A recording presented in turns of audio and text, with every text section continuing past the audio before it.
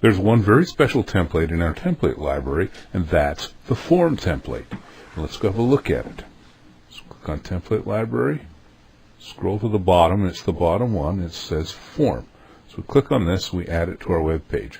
Now you see there's all these strange looking fields at the top.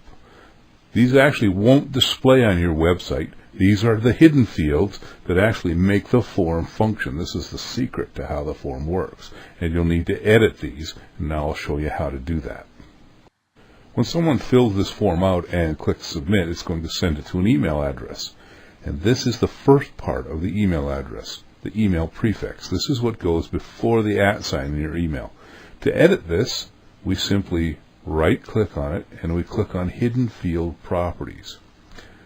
What we want to change is not the name, we want to change the value. Be careful not to change the name. If you do, the form won't work.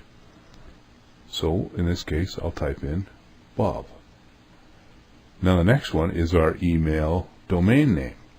In my case, so I'll go here, Hidden Field Properties again. We change the value, not the name. In my case, it's bobnelson.ca.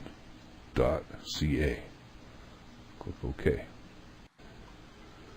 The next field that we have to deal with is required fields. This is where you get to pick which of the fields in your form people have to fill in order for the form to submit. And to do this, we need to know the names of the fields. To find those out, we actually click on the field. Don't trust this over here, just the label. Actually click on the field, right click, and you can click on text field properties, and now you can see it has a name, but interestingly it's small case name. It's not a capital letter at the beginning. So we'll go into our required fields and edit it, hidden fields, and we'll change the value to name. Now I know the names of all of the fields in this particular form, so I'm just going to type them in. You follow it with a comma and no spaces, and then the next field name, which is email, and then the next field name, which is phone, separated by commas, no spaces. I'm not going to require comments to be a required field here. If you wanted to, you could certainly put it in. Click OK. Now we have the list of fields that we require people to fill in. Now the last step in this is that we want to make sure somehow we've marked them on our form. Typically we do this by just putting an asterisk beside each one. That typically lets people know these are ones that have to be filled out or the form won't work.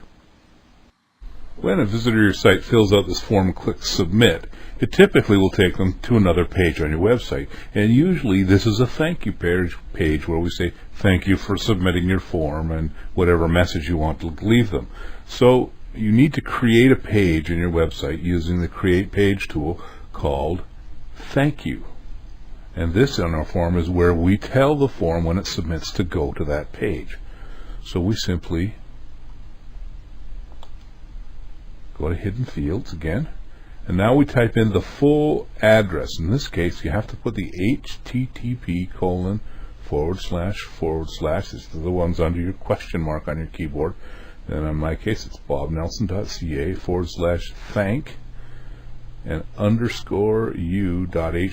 And the underscore is important. If you've named your page thank and a space and u, the actual page that gets created is thank _u.html.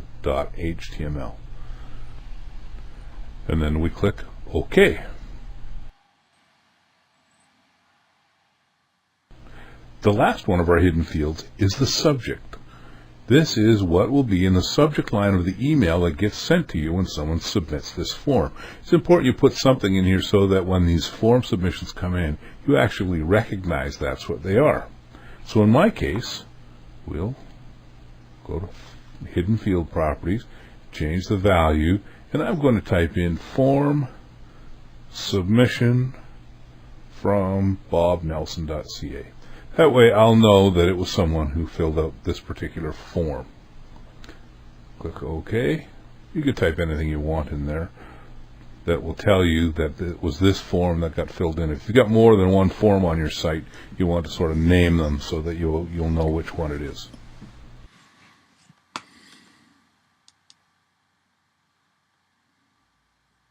So this form will now work in our website. We can save our changes and people can submit and you'll get an email back. It's important to remember this is not a secure form. We have a tool actually for creating secure forms, and you can go and look at that and look at the tutorials for it. However, if you want to add more fields to this, which you can do, and you can find out how by going to the Edit Forms tutorial. Remember, don't add fields that require really personal information like credit card numbers, because this is not a secure form. If you're going to need that kind of information, you want to use the Create Secure Form tool.